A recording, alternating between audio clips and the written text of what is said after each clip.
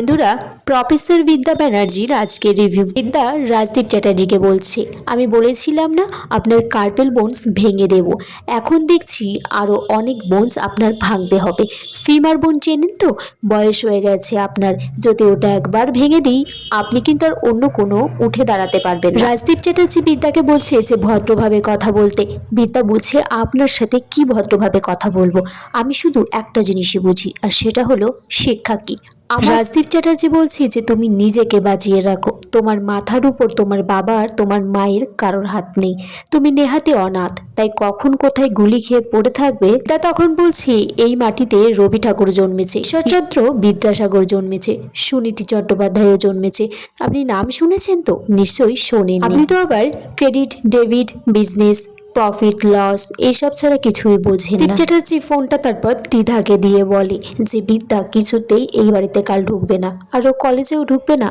ত্রিধা তখন বলছে যে তোমার ওই মাস্তানি গুন্ডাগুলো কিচ্ছু করতে পারবে না, বিদ্যাকে তুমি এই বাড়িতে ঢোকাবোই। রাজরূপের স্ত্রী তারপর ত্রিধাকে বলছে যে তুমি আজ যে বড় বড় কথা বলছো এই ব্যবসা সম্পর্কে, তুমি সেই ব্যবসারই টাকা নিয়ে গয়না পরো, গাড়ি চড়ে বেড়াও, দামি দামি শাড়ি গয়না পরো। ত্রিধা তখন বলছে যে আমি পরবো না, আমি গাড়িতে চড়বো না। কলেজে প্রফেসর বিদ্যাকে একটা কাগজ দিচ্ছে, বলছে এতে কি আছে, নিশ্চয়ই কোনো টাকা পয়সা আছে। তখন প্রফেসর বলছে যে আপনাকে 2 বছর কলেজে আসতে হবে না, আপনি বরঞ্চ বাড়ি বসে থাকুন। না না, আপনাকে স্যালারি দেওয়া হবে, আপনি ওই টিউশন বা প্রাইভেট কোথাও পড়ান। কারণ এখানে রাজদীপ চ্যাটার্জির স্বপ্নের একটা একাডেমি তৈরি হবে, সেখানে অনেক স্কোপ থাকবে। দীপাল তখন বলছে যে এই সোনার সুযোগ কিন্তু বারবার আসবে না। বিদ্যা বলছে যে এই সোনার বাংলায় যেদিন ছেলেমেয়েরা মাথা উঁচু করে বাঁচবে, তারা শিক্ষিত হয়ে উঠবে, সেদিনই বুঝবো যে এটা একটা সোনার সুযোগ ছিল। কিন্তু পাশ থেকে SM প্রিন্সিপাল ম্যাম আর বাকিরা বিদ্যাকে বোঝাচ্ছে যে আপনাকে যে করেই হোক এই কলেজ থেকে বার করে দেওয়া হবে। পরেই হয়তো এখানে সেই রাজদীপ চ্যাটার্জির একাডেমিটা তৈরি করা হবে। প্রিন্সিপাল তখন বলছে যে বিদ্যাকে সবাই বুঝতে পারছে, আর আপনি বুঝতে পারছেন না, এই ডিলটা গ্রহণ করুন। তারপর বিদ্যার হাতে একটা কাগজ দিয়েছে, বিদ্যা হাসি মুখে সেটা নিয়েছে।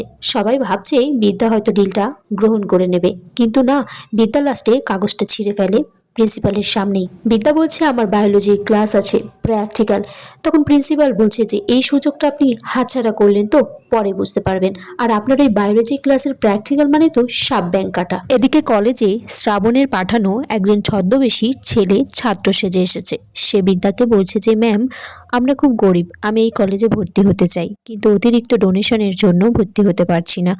বিদ্যা জানতে চাই যে তুমি কোথা থেকে আসছো। বলছে আমার বাড়ি বর্ধমান, কিন্তু সেখানে কলেজে চাইলে ভর্তি হতে পারতাম, কিন্তু আমার স্বপ্ন এই কলেজ থেকে পড়া। সেখান থেকে চলে গেলে শ্রাবণ এসে বলছে যে অভিনয়টা কিন্তু তুই বেশ ভালোই করিস। যেমন যেমন বলেছি প্রফেসর বিবিকে সেইভাবে কিন্তু ফাঁদে ফেলতে হবে। আগামী পর্বে দেখা যায় যে ছেলেটিকে সবাই ধরে মারছে, আর বলছে একটা ছেলে যে শ্রাবণের সাথে খুব ভালো বন্ধুত্ব ম্যাম। প্রফেসর বিবিও তাকে মারছে আর বলছে যে সত্যি করে বল, তোকে কে পাঠিয়েছে এখানে। এদিকে রাজদীপ চ্যাটার্জি বিদ্যাদের বাড়িতে গেছে, বলছে বিদ্যাকে আমি কিছুতেই আমার বাড়িতে তুলে নেব না। তোরসাদ তখন বলছে, রাজদীপ চ্যাটার্জি তখন বলছে আমি চাইলেই বিদ্যাকে মেরে দিতে পারি যখন খুশি।